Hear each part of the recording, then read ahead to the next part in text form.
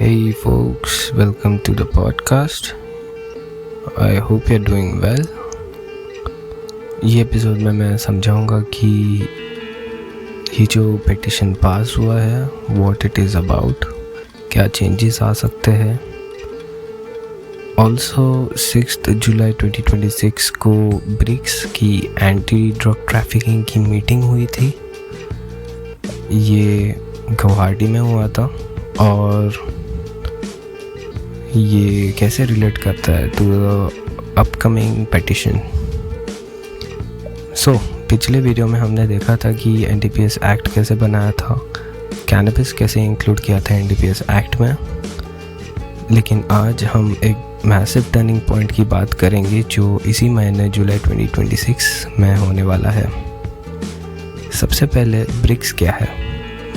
ये Brazil, Russia, India, China और south Africa का एक पावरफुल ग्लोबल अलायंस है जो अब एक्सपांड होकर इजिप्ट, यूएई और इंडोनेशिया जैसे नए मेंबर्स को भी इंक्लूड करता है.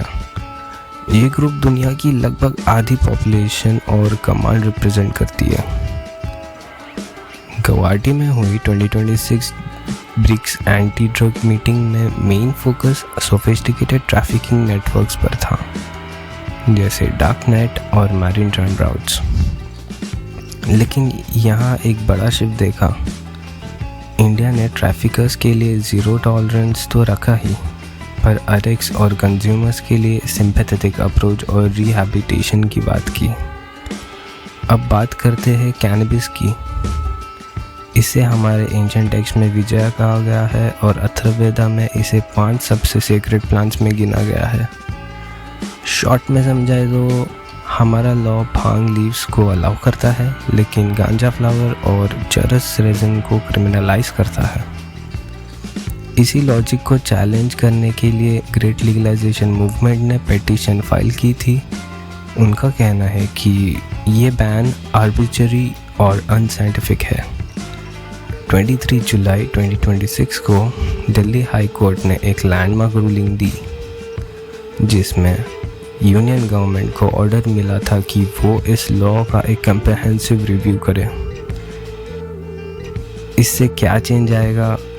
कोर्ट ने सरकार को जुलाई 2026 तक की डेडलाइन दी ये डिसाइड करने के लिए कि क्या एनडीपीएस में डाइल्यूशन यानी रिलैक्सेशन लाने की ज़रूरत है या नहीं है.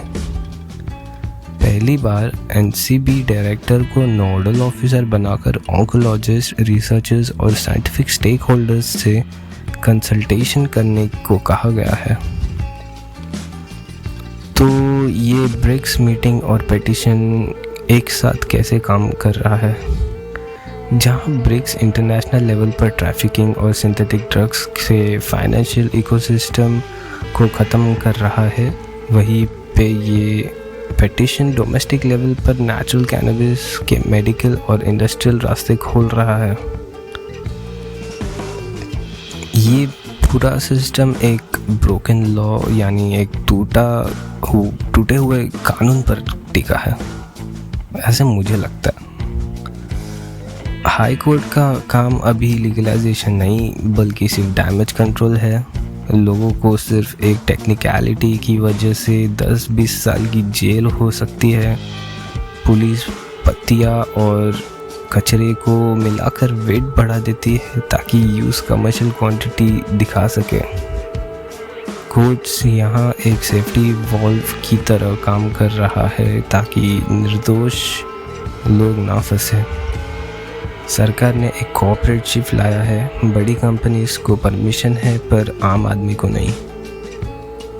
हमारा लॉ साइंटिफिकली इलिटरेट है क्योंकि ऐसे प्लांट की बेसिक साइंस ही नहीं पता.